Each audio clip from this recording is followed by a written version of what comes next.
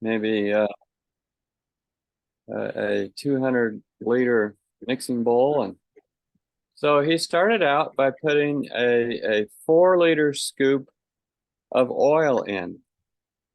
And I'm watching and I'm thinking that's a lot of oil with a big scoop. And then he put in a 4-liter scoop of sugar, and then a 4-liter scoop of eggs. And then he put in a 4-liter scoop of flour. And I'm thinking, well, there must be several more scoops of flour to follow, because if you're going to make something that's going to, have at least some health about it, it should have quite a bit of flour to it, other than, compared to the other ingredients. But no, that was all the flour that was going into it. And I'm thinking, this thing isn't even,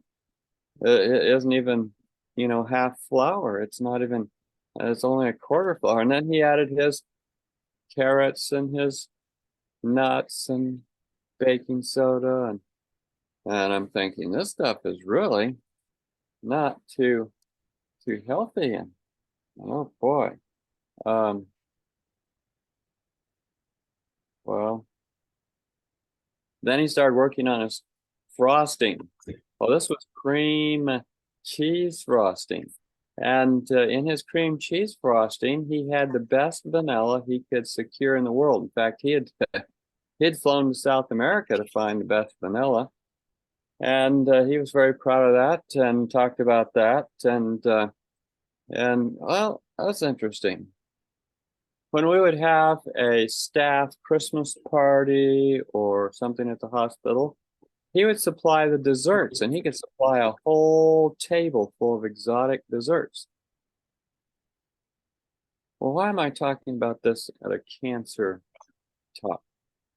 Well, a couple of years later, when we started doing this work that we do now of going around giving lectures on health, I went back to the town where I had practiced with him, and I opened up a newspaper which was actually edited by one of my patients. And my wife went thumbing through it and found a picture of my partner and said, "Oh, here's Dr. Calvota." And we looked, and it said, "In memory of." We thought, wow, this is an obituary. He had died. And so I asked some of the other doctors around town when I saw him, I said, what did he die of? And they said he died of non-Hodgkin's lymphoma.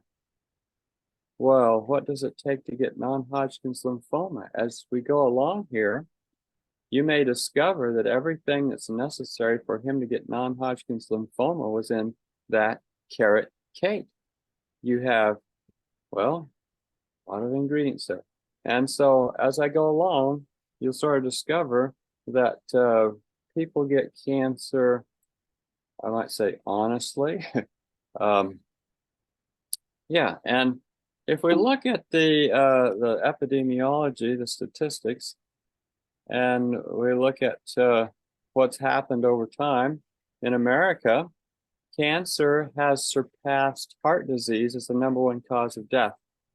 And put that against the backdrop that in 1900, only 3% of death certificates listed cancer as a cause of death, and today it's neck and neck with other major causes.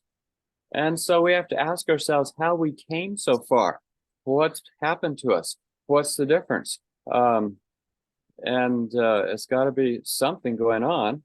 We have to be investigators, because, as the statistics go, 1 out of every 2 people will have cancer before they die of some sort, even if it's just skin cancer. But all the same, it's everybody, a lot of people are going to get affected by it, and so you have to make sure that you're not among those that are going to get affected by it. I mean, if that's of interest to you. Now, what's my background? Why can I talk about cancer? What's my experience with it? I did do some research on it in medical school. I did research on a few cancers related to leukemia when I was in pediatric oncology rotation. I did some research on pancreatic cancer when I was on surgery rotation and presented at a national conference on that topic. But since then, I've had experience with alternative treatment. And here we're overlooking the campus of Eden Valley Institute in Colorado. Excuse me just a minute while I get some water.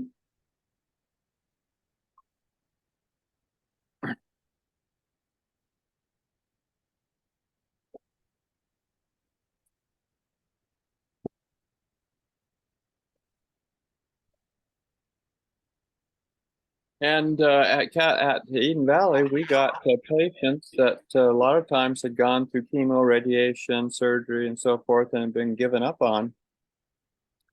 And as a last resort, they would come to us. We kind of wish they'd come to us first, but you know, you get what you take what you can get.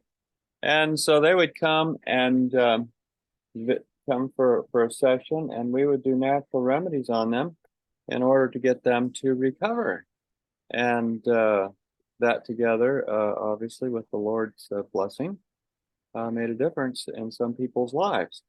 Yeah. So our goal is to better understand the lifestyle factors that lead to cancer and how best to cancer-proof yourself. So we're really talking about prevention. We could talk about treatment because, yes, I have experience in that. And I might mention a few things about that and outcomes and so forth. But we're going to talk about diet. We'll talk about lifestyle. We'll talk about toxins, environmental contributors, and we'll talk about the mind-body connection. And yeah, notice we got overlap of all of those factors. Now I might as well just jump in right, you know, with the most important thing that tops the list. What is the biggest cause of cancer? And the biggest cause of cancer is animal products, meat and dairy products, double your risk of metastatic prostate cancer, for example. And why is that? Well, I'm going to go through and discuss it from its different nutritional properties. We'll talk about protein, we'll talk about fat, we'll talk about hormones, we'll talk about viruses, we'll talk about a lot of different factors as we go along here. So just sort of keep that in mind. And so let's just start with protein. See, people think about the meat as their source of protein. And but when you look at the contribution of protein to cancer, you discover that a high protein diet, which would be like 25% of your diet as protein, doubles or triples your risk of certain cancers. On the other hand, low protein diets help to reduce that risk. And it has a lot to do with the fact that protein tends to stimulate cell growth. And so people are, you know, people do a high protein diet to try to get their muscles to grow, for example. Well, it makes other things grow too, and that is cancer, and especially makes cancer become metastatic. And so, all right. And we started out mentioning prostate cancer. You know, there's things you can do to help prostate cancer. For example, eating tomatoes protects you against cancers of the mouth, esophagus, stomach, colon, rectum, and prostate. And you might be thinking, well, wait a minute. Tomatoes are a poor substitute for meat. What are you thinking? Well, nutritionists like to think about or study certain foods based on 100 calories of that food. And in studying it that way, they compare how many calories are from carbohydrate, protein, fat, et cetera, et cetera.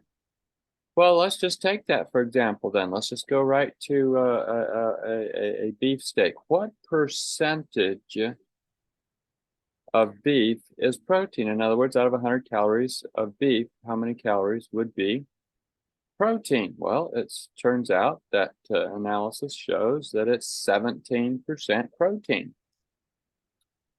So about 1/5. So 17% protein in a beef steak. All right, so you've given us tomatoes as a thing that helps protect against cancers. Yeah. What percentage of tomatoes is protein? Out of 100 calories of protein, how many calories? I mean, out of 100 calories of tomatoes, how many calories would be protein? Well, it turns out it's 17%.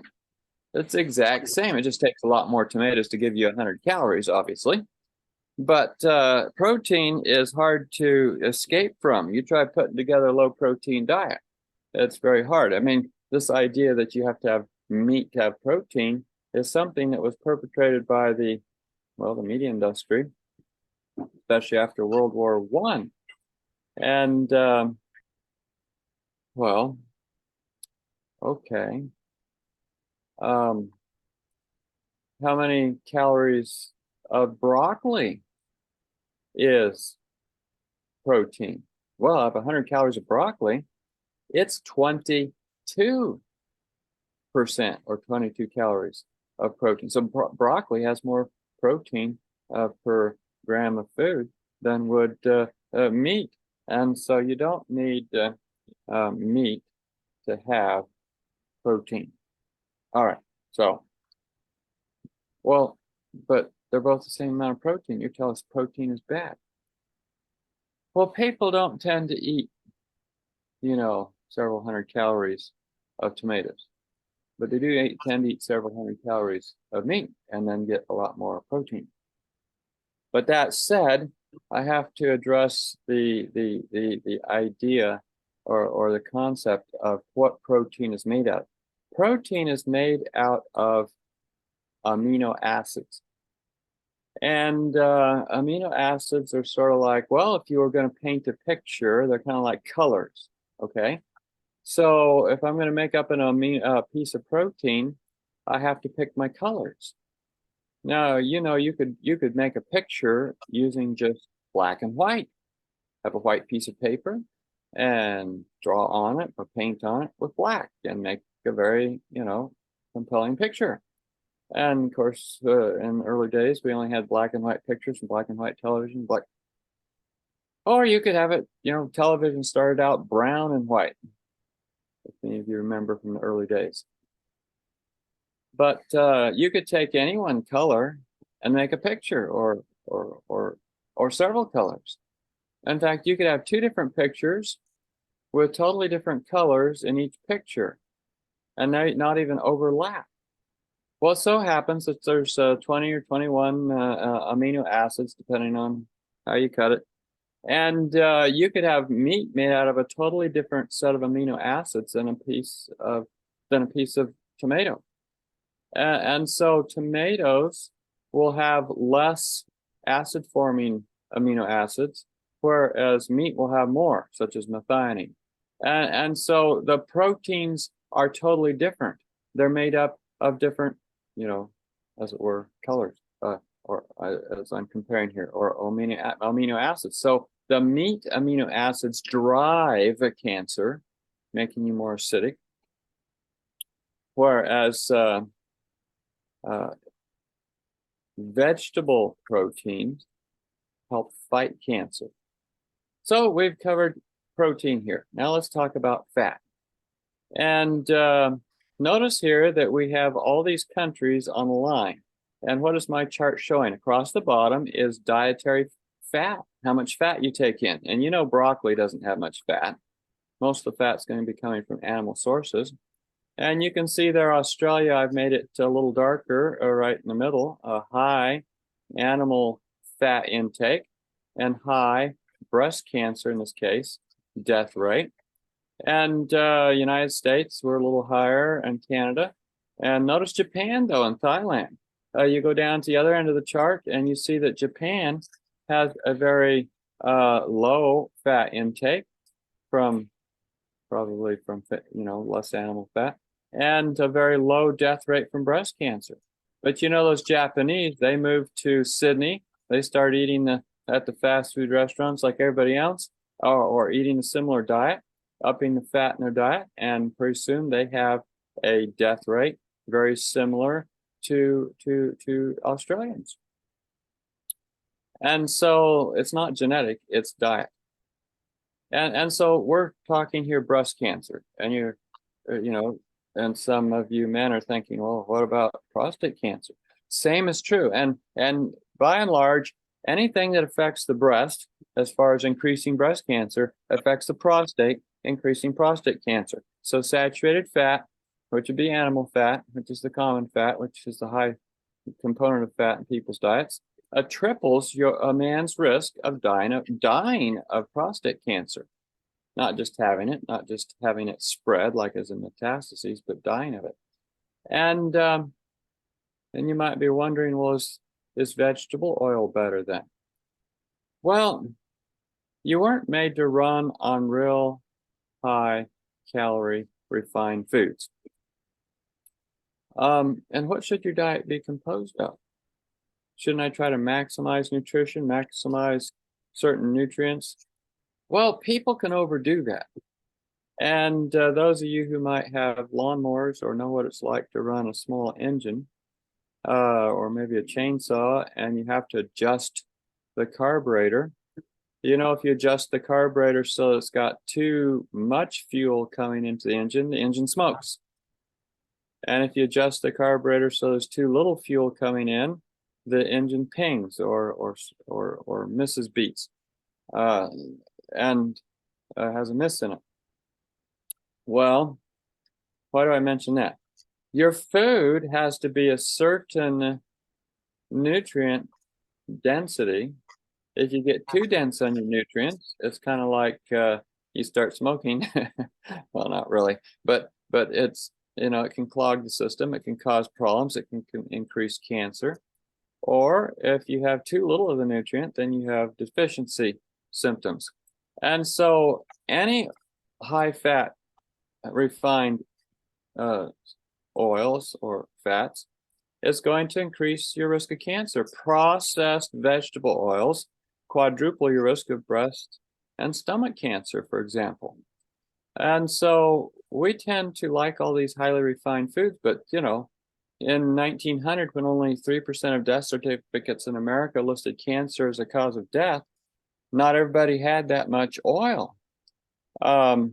It's like since the industrial age, we can have oil made out of anything. You go to the food shop and you go into the grocery section, you go into the aisle with oil, and there's every kind of oil you can imagine. Large quantities of, you know, soybean, corn, and canola oil, but other exotic oils, sunflower, you know, olive, and olives. You know, if you're thinking about what's the best oil, when you have to keep things from sticking to a pan, for example, not to fry in it, but you know, like if you're making bread and you don't want the bread to stick to the bread pan, then olive oil would be your best one. It's of all the oils, it causes the least amount of cancer in my research that I found. Now, why are oils a problem though? Well, a lot of times when we use them, like here, they've cooked and made a stir fry and fried up oil, then you get oxidized oils that are like free radicals. And these free radicals will zap the cell, if you please, and cause problems for the cell. Making the cell turn into a cancer cell. But also it spreads, it takes any oil-based thing in your body, any oil-based chemicals, and makes them go farther, spread farther, have more biological activity. And so hormones are oil-based. And so oral contraceptives, for example, increase your risk of breast cancer. Any hormone replacement therapy increases your risk of endometrial cancer, ovarian cancer, and breast cancer. And when you eat a lot of oil, it makes these hormones go even farther and be more biologically active in your body. Also, oil makes you gain weight, and obesity increases your risk of cancers because your fat cells aren't just nice padding. Your fat cells are actually hormonally active in the fact that they make, for example, estradiol, an estrogen. And so estradiol is going to increase your cancer rate. And I'll just look here at some of the sources of estradiol. I'll just explain this chart a bit. Here I have a bunch of graphs, columns, and in the first one I have a picture of a woman on top of the graph, and I'm saying there that 4 quarts of blood is about what a woman has, or 4 liters. If she has more than 9 units of estradiol, her risk of breast cancer starts going up quite dramatically. Well, here's some animal products. Notice the next column is cheese. 1 chunk of cheese that somebody might eat for their brekkie or something has 3 units of estradiol, meaning that if the woman eats that chunk of cheese, she just raised the amount of estradiol in her body by 30%. If she eats some butter on her bread, then she just raised her estradiol by 4 points, or 40% practically, 45%. Notice the next one I have is EU for European beef. A beef steak from Europe would have 4 units of estradiol, and if the woman ate that, she would nearly double her estradiol in her body. Now, back in the year 2000, there was a lot of argument between Europe and America over the Europeans' refusal to take American beef. And why did the Europeans not want American beef? Well, notice here, the last column, that American beef had 20 units of estradiol. And why is that? Well, it's because they're injecting the cows with different types of hormones, estradiol being only one of them. There's some synthetic hormones they were also giving them, or still are. And so if you ate the American beef steak, you would triple, or more than triple, the amount of estradiol in your body. And so this dramatically raises the risk of cancer. And so why do they give the cows the hormones? They've discovered that they can get 20% more carcass mass, beef weight, out of a cow on the same amount of feed if they give them these hormones. And notice skim milk, 1 liter, 18 units. Notice 2 eggs, 13 units. So animal products are the source of a lot of hormones. And so what do I do about that? Besides eliminating the sources, I can also eat things that have phytochemicals that counter hormones. And so phytoestrogens in soy act like hormone receptor blockers and make it so estradiol and environmental toxins can't stimulate cancer in the lung, prostate, breast, and endometrium. And so it becomes a very good product for reducing cancer. Notice it's not only soy, but flax, and I put in there turmeric. And why do I put those in? Well, soy has a certain amount of phytoestrogens. Flax has 50% more, or otherwise known as linseed, has 50% more phytoestrogens than soy. And I say that because there's certain groups out there that are lobbying against alternative dairy products, and so they come up with all kinds of perhaps questionable health information about soy, saying that it's bad for men because it's high in estrogens. Not true. But they don't say anything bad about flax, because flax doesn't pose a significant economic challenge to the dairy industry. And so be well advised that soy is a good way to reduce the risk of hormones, both from environmental toxins and animal products, in your diet. Oh, but it's not just soy. I mean, cruciferous vegetables, the cabbage family, also helps get rid of estrogens out of your body by making more of them come out in your urine. And so eating more of these will definitely lower your risk of the hormonally dependent cancers. Exercise also will reduce serum estradiol. So anybody here that's in the meeting tonight and having menopausal issues and wants to balance their hormones, we've just given you, several good pointers there with the soy and the cabbage and exercise and to help balance out hormones. Now, speaking of exercise, people who have a high level of fitness have less than half the risk of dying of cancer. So exercise is definitely there to make you healthier. And we say if you keep wiggling, they won't put you in a box. Now, there's another reason why animal products, and we're still focusing on them as affecting your cancer risk. Another reason why animal products are a risk sort of came to my understanding when I was a medical student. They used to take all us medical students and stand us up and bring in a patient and ask one of us to examine the patient and give a diagnosis. And this was the case one day, and they picked on me and said, here's the patient. Look at the front of their leg, and you see that lesion. What do you think that is? Well, I said, it must be Kaposi sarcoma. And they said, well, yes, that's correct. Why do you think they got Kaposi sarcoma? Now, Kaposi sarcoma is a skin cancer, but it's really a blood vessel cancer that happens to people who get AIDS or HIV infection.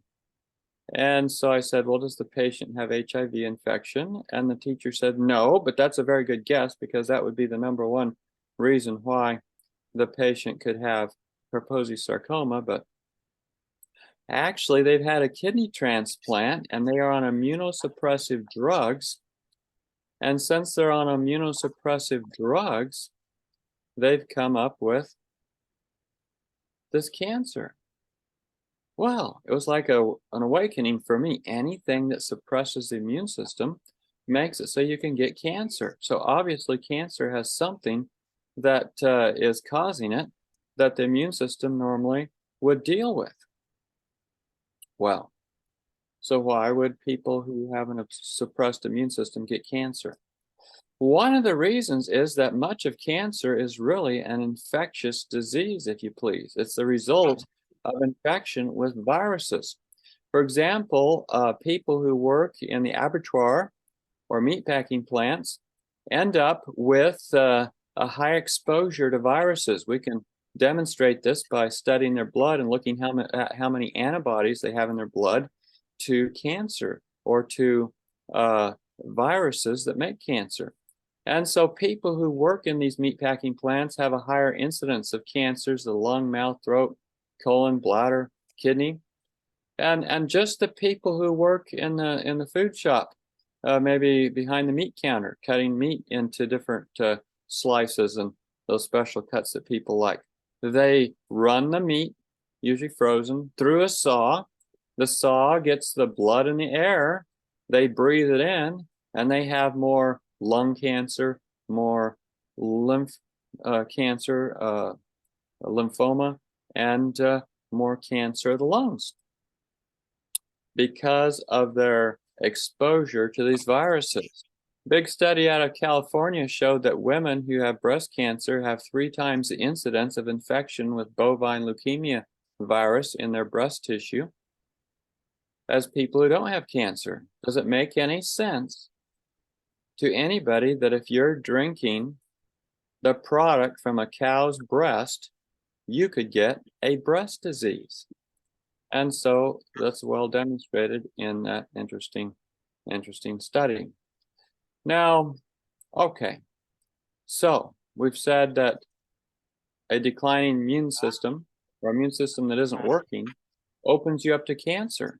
What else besides, animal products might lower your immune system? Well, certainly sugar. And notice across the bottom of my chart there, underneath those columns, I have all these different cancers: breast cancer, prostate cancer, ovarian cancer, colorectal cancer, gastric cancer, which is stomach cancer, and then melanoma. Melanoma? I thought melanoma was skin cancer. It is.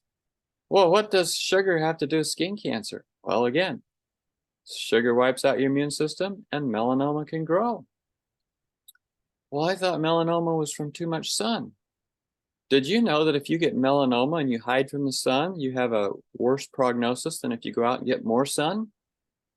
People who might get melanoma in like, for example, Europe, in Northern Europe, like Scandinavia, if they go on vacation and go down to the Southern Europe and get a lot of sun, they'll have better prognosis for the melanoma.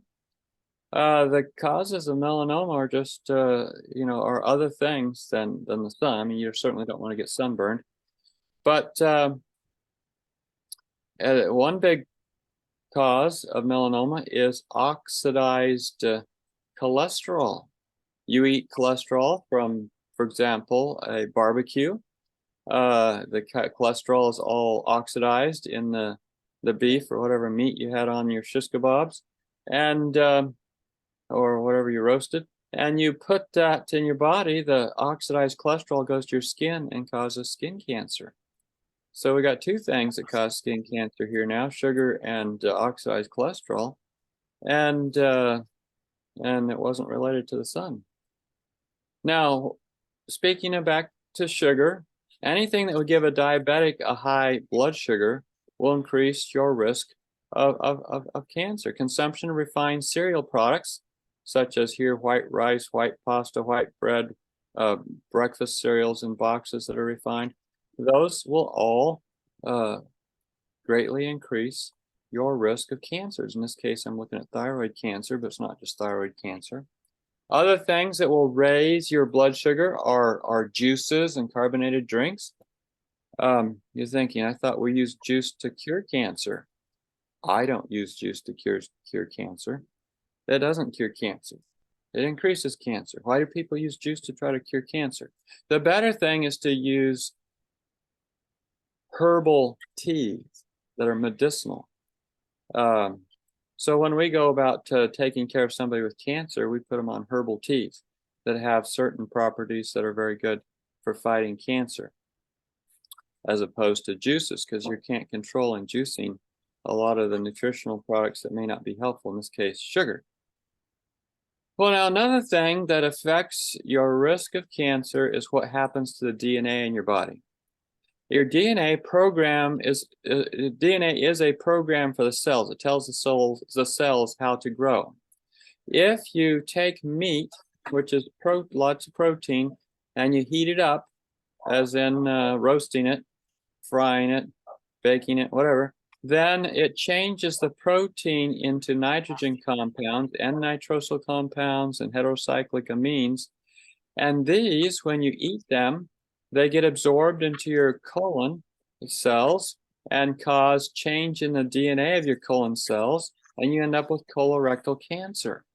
It all has to do with the cooking process of meat, because we want to cook the meat. Of course, you don't want to eat raw meat. And so this is definitely another factor why meat's a problem. And there are some things that'll counteract this. Pineapple is a very good thing to eat to counteract the effect of the N-nitrosyl compounds on the cells of the colon. So it affects your DNA. Another factor why meat is a problem has to do with pesticides and herbicides. And so they spray the corn and the other things they're going to feed the beef. And therefore, beef ends up being the most dangerous food you can buy for herbicide contamination, and is pretty high in insecticide contamination as well. And so I often ask an audience, what do you think if you went to the food shop, what would be the highest food in herbicides? And they like to say, strawberries or broccoli or something. But the cows would be eating, tons of the vegetable stuff to produce their meat. And in doing so, they're concentrating the herbicides. For example, it takes 16 pounds of corn to produce 1 pound of beef, or 16 kilograms of corn to produce 1 kilo of beef. And so you're concentrating whatever's in that corn 16 times into the beef. Now, what kind of foods can I eat to help with this herbicide contamination? Actually, foods that are from the broccoli family. Cruciferous vegetables reduce the damage to your DNA because they actually keep the toxins from binding to your DNA. And they also help cleanse your liver of these toxins. And so these are good foods to counteract some of the effects on your body of things that are coming from eating animal products. So in summary, just on the summary of the animal products, before we go on to environmental things, is that meat increases cancer through its protein contribution, through the fat contribution, through hormones, through viruses that cross species, and through toxins such as herbicides and pesticides. And so beef and meat is the biggest, oh well, any kind of meat, and animal products are big causes of cancer. Okay, let's get back to the DNA thing. So you're getting that N-nitrosyl compounds in your diet and you've damaged the DNA. Are your DNA molecules then destroyed for life? Is that the end of that cell? Well, we can praise the Lord that He has put in us definite mechanisms whereby DNA is read, is scanned, and is checked for changes, and is repaired.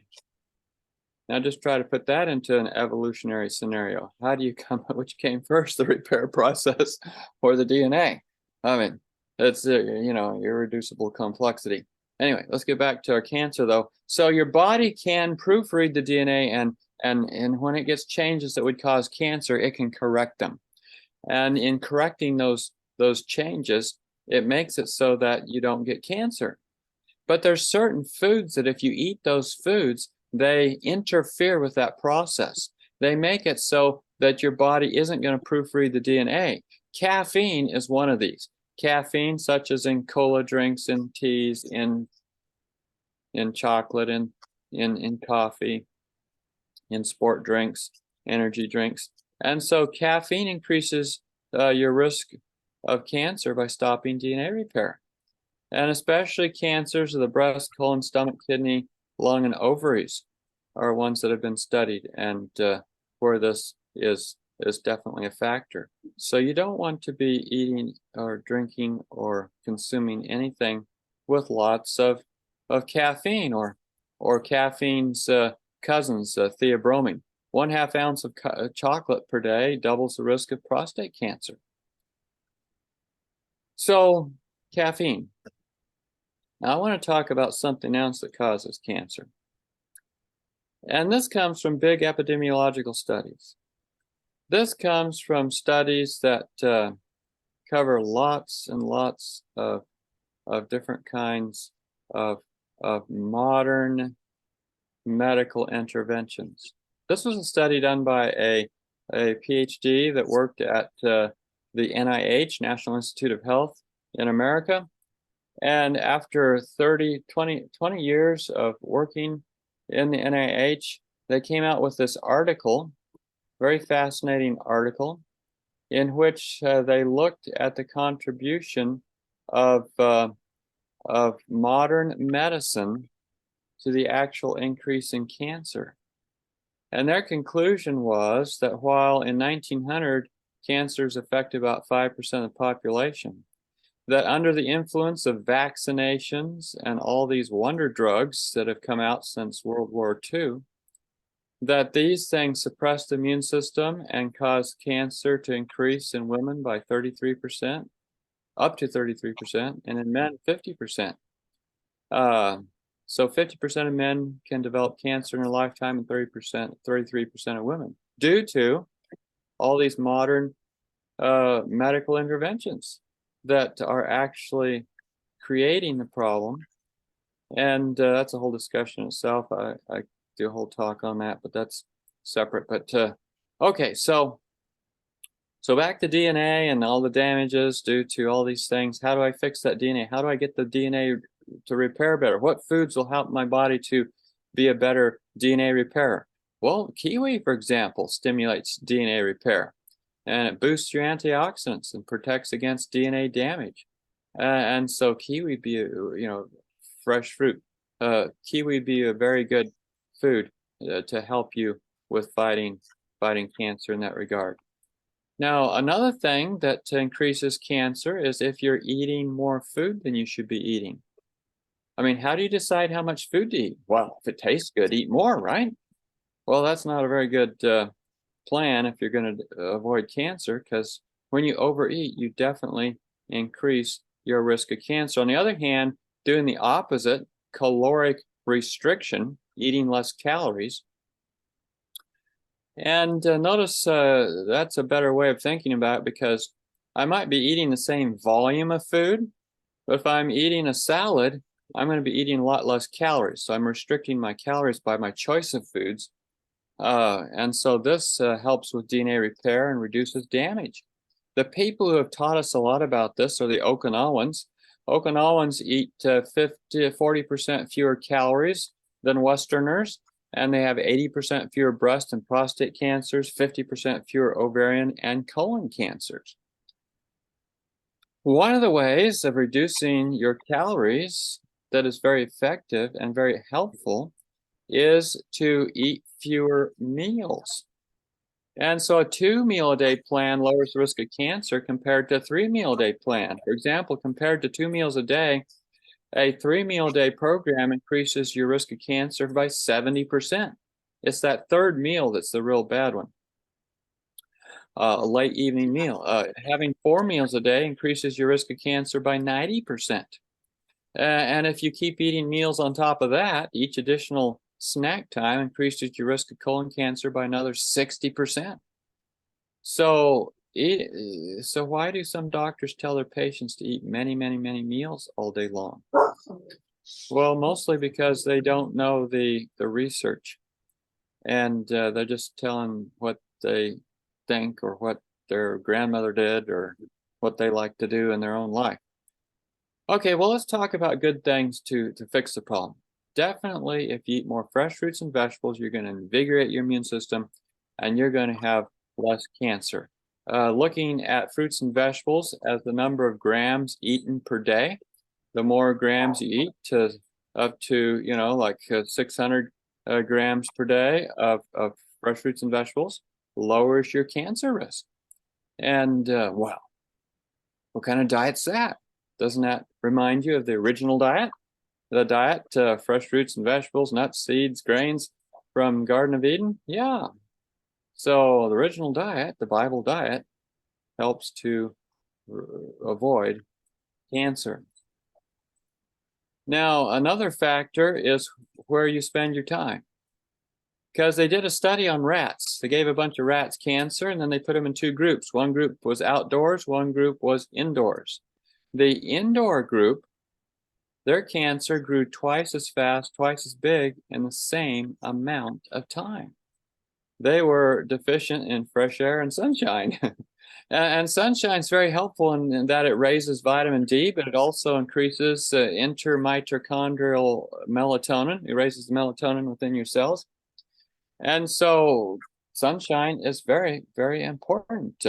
On the other hand, if you're staying up late at night with artificial light, that greatly increases your risk of cancer through the suppression of melatonin. So don't spend a lot of time with artificial lighting in the evening. Better to get to bed earlier. Avoid blue light, such as television, computers, iPhones, iPads, devices. Another factor for cancer is whether or not you have water damage or mold in your house. If you have mold in your house, you definitely have a higher risk of cancer. And you might be saying, well, I keep my house clean and it's all, ceramic tile on the floor and nothing gets moldy. And okay, but a lot of people don't realize that their mold isn't in their environment as in where they live, but in their food. For example, wine. But it's not just wine, alcoholic beverages, vinegar, cheese, sour cream, yogurt, soy sauce, sauerkraut, salami, chocolate, vanilla, brown rice syrup, nutritional yeast. All these will have products from filamentous fungi, and so you'll have aflatoxins and mycotoxins and other things that'll increase your risk of cancer. For example, if we compare unfermented soy, like tofu, to fermented soy, like miso or tempeh or soy sauce, eating your soy fermented increases your risk of cancer by 58%. You don't want fermented soy. You want just fresh, unfermented. Now, a lot of let's talk now about some chemical contributions. A lot of our foods come in plastic containers, plastic bottles, plastic jars. Peanut butter comes in a plastic jar. Milk comes in a plastic jug. Juice comes in a plastic jug. Cereal comes in a plastic bag. You know, everything comes in plastic. Well, workers who are making the plastic have 5 times the risk of pancreatic and liver cancer. And so this isn't something you want. You want to try to avoid the plastics. You remember the BPA and its risk of cancer. You got to avoid that. Now, another contribution to cancer in our modern society is high-tech food. I'm speaking about things like genetically modified foods, GMO. What's an example of genetically modified foods? Well, corn.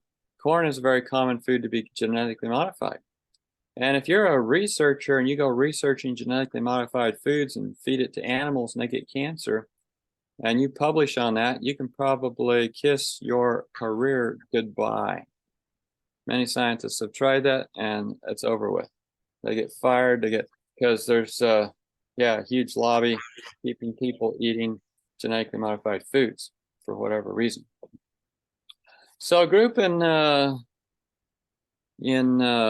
France was very daring.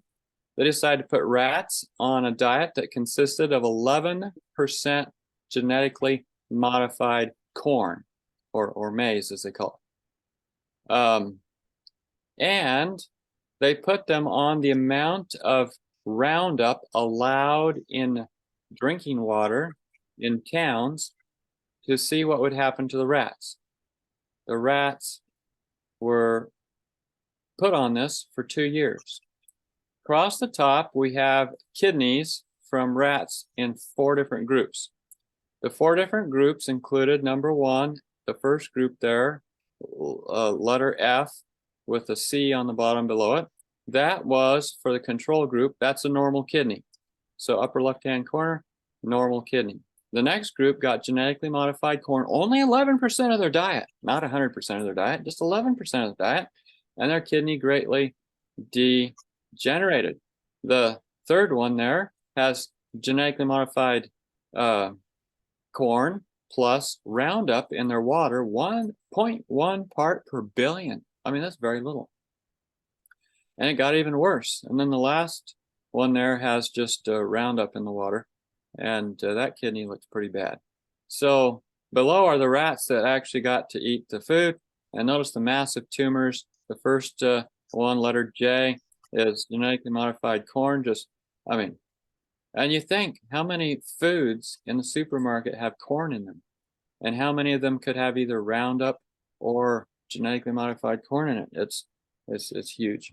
So anyway, how do I get rid of toxins out of my body? A good thing is to drink lots of water, be well hydrated, and if you drink lots of water and then sweat, you'll actually sweat more toxins out than if you didn't drink as much water. And you can get rid of toxins through your sweat. A lot of people don't like to sweat, and so this ends up making it so there's extra burden on other organs in their body to get rid of the toxins. And so that would be like your liver, your kidneys, and your lungs have to get rid of those toxins that would otherwise have been gotten rid of by sweating. Now let's talk about another factor that's related to cancer, and that is your environmental exposure to electromagnetic fields. People who carry cell phones or put them in their pockets, wear them on their bodies, put them up to their heads. If you hold a cell phone to your head in a conversation with your, significant other for 20 minutes, it raises the temperature of your brain by 1/2 a degree. And Fahrenheit. And it's definitely going to increase your risk of cancer. And who knows what the contribution of 5G is going to be. When we were living over there near Brisbane, we had a friend whose brother was a engineer for 5G, working on it all the time. He died of brain cancer. And so, and a lot of these electronic devices, we already talked about the blue light, but this is a study from, I believe it was up near Townsend. Cancer risk increased 9% per hour per day spent in front of the television. So if you're 10 hours in front of the television, your risk of cancer goes up 90%. And so whether this is the stress of the content or it's the medium of the electronic device is up for discussion, but certainly the stress of it isn't good because, you know, people who have lots of stress, it increases their risk of cancer. Interpersonal skill problems, it increases their risk of cancer. And peace of mind makes the body healthy, but jealousy is like a cancer, the Bible says. Found it very interesting. On the other hand, people have studied the impact of good spiritual health, as they call it in the literature, on life expectancy and risk of cancer. And they found that people who have better spiritual health have less anxiety, less depression, and their immune systems are more active for fighting cancer. You know, Jesus said, "Come unto me, all ye that labor and are heavy laden, and I will give you rest." Now, people who have cancer but have an attitude of gratitude have a much lower risk of recurrence of cancer. Study from breast cancer survivors found out that those who lived a life of gratitude had much lower risk of dying of cancer later on. Another factor is being helpful to other people. We call it volunteering or being supportive. Being helpful and supportive to your friends, neighbors, relatives, and spouse significantly improves your cancer survival odds. On the other hand, just receiving support really had no benefit. It is more blessed to give than to receive. And so helping others, you yourself are helped.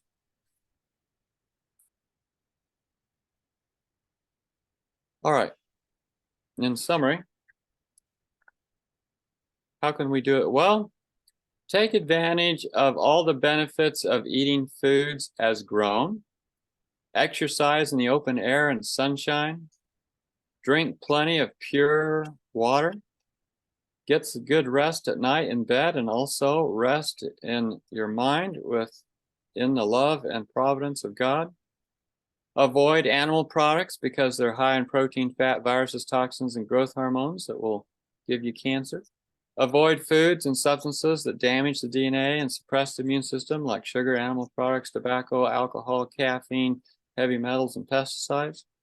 Choose a lifestyle and diet which expels toxins from your body, invigorates your immune system, and keeps you at peak physical, mental, and spiritual performance. There you go. Now, you might be thinking, well, how am I going to remember all this stuff and how can I review it? And so they have my book there available. There's a whole chapter on cancer with what we've presented here in this talk, plus quite a bit more. A lot of details that would make a talk much too long. Or if you go to my website, northernlightshealtheducation.com, on northernlightshealtheducation.com, you go to presentation handouts. That's that bar right there. You click on it, and there'll be a downloadable PDF of this talk that you can pull up as well. All right, so I'm going to shut down the PowerPoint and go back to the Zoom, and let's see if I can get this to come upright on my screen. Here we go. There we go. Back on. Okay. Well, Thank you, Dr. Clark. We really, really appreciate you, don't we, everyone, getting up really early to give us that wonderful talk. well, praise the Lord. Thank you. It's just really, it was just so amazing, the facts that you've got there, and so much for us to look at, to know how to change our lifestyles by all those different things that we can do. Would there be, I know there's many things, but what in your experience with perhaps some of your patients that maybe one significant thing that a test case they changed, or maybe one or two things that you found immediately that helped them? Yes, well, definitely getting on a diet that's got a lot more fresh fruits and vegetables. That's one of our key things that we find to be most beneficial, because you're then eating the cure. You're changing what you're eating, in that you're getting rid of things that are causing cancer, and you're eating things that will benefit. And so when I was at Eden Valley treating lots of cancer, we would put them on a diet that was largely fresh foods, about 80% raw, if you please. We would have them drinking herbal teas, and we would be doing hydrotherapy, especially fever treatments. And this would give them a great boost to their immune system. And example, I had a gentleman, I'll just tell you his story. He was from Albuquerque. He was a Hispanic gentleman. He ended up going to the doctor when he found he started throwing up and couldn't eat food. And when he went to get checked out, they discovered that he had a massive tumor in his colon that was blocking the passage of food. He was given surgery, in which all they did, they figured he was just going to die. They rerouted his colon to a colostomy so that at least he could eat and get rid of waste products. And so he realized that his diet hadn't been good. He'd gone to eating lots of meat. And so he came to Eden Valley, and he had his colostomy. And so we had to work around that for doing fever treatments and so forth. We put him on the program. We did fever baths, in which we put charcoal in the bath, brought his temperature up to 102 or above Fahrenheit, like 40, maybe 40.5 Celsius, centigrade. And we worked with him for 3 weeks. At the end of 3 weeks, he was doing much better. We sent him home. He continued on the good diet with lots of fresh fruits and vegetables. He said he knew he had been doing the wrong thing, and so he was going to keep up with the program. Some of our staff who were Hispanic and kept in touch with him said he went back at 4 months to get checked out, and his cancer was totally gone. And so he was sticking with his good diet, vegetarian diet, in order to make sure he didn't have his cancer come back. So that was a very, very good case. A lot of people would contact us at about 4 months and tell us their good results. They did a review of the cases of the previous 5 years and discovered about 75% of the patients who'd come there were reporting cancer-free over time. So there's some examples for you. Wonderful. Thank you so much. And we really appreciate you, as I said, getting up so early to help us. And it was just really informative. Thank you very much, Dr. Clark. Thank you. Yeah, welcome.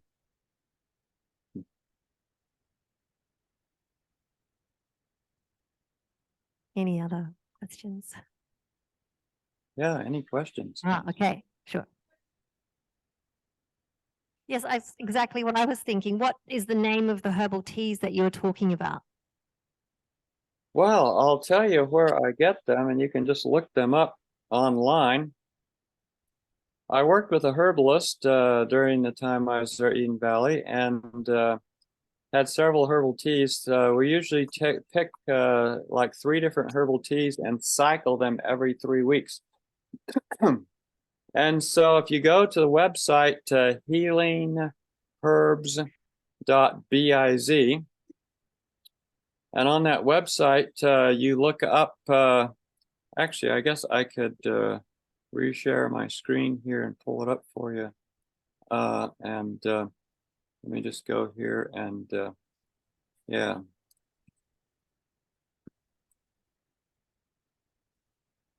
healingherbs.biz. There we go. And so here's healingherbs.biz. Should be on your screen. And I'm going to go here to products and go to teas. And so the 3 teas that we would use, the first tea that we would use is called Ultimate Blood Purifying Body Balance Herbal Tea. That was actually the one that he put together for us for cancer. I mean, you can't call it cancer cure tea or the FDA will come after you. But if you look down below there, it has the actual ingredients of what the tea is. You could just duplicate it yourself if you didn't want to buy it from him. And so it's got... We can actually see your screen, Doctor, but we could hear, we've heard what you said that the website was, but we can't actually see. Okay, what do you see on your We just screen got right now? a blank. It says we are viewing your screen, but we just have a blank screen. But, Oh, okay. it's okay. You All can right. just through it if you can't, if we don't need to see it, but we can hear you and we can see your face. Okay. All right.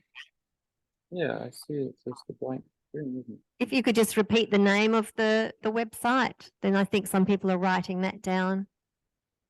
Okay, it's healingherbs.biz. So healing, HEALING,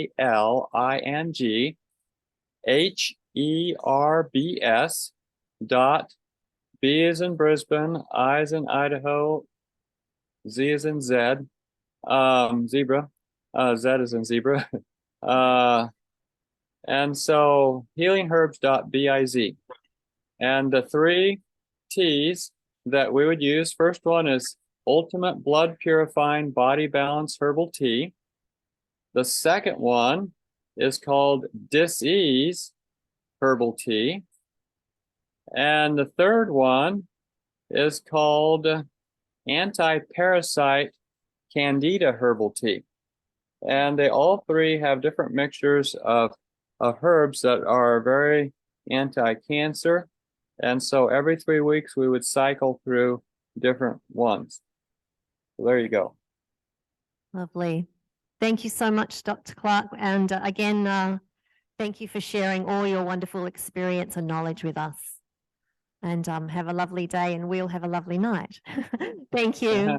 God bless. All right. Thank you. Bye-bye.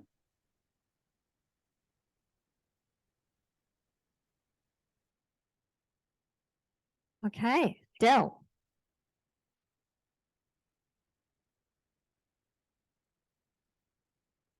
Just before everyone takes off, don't forget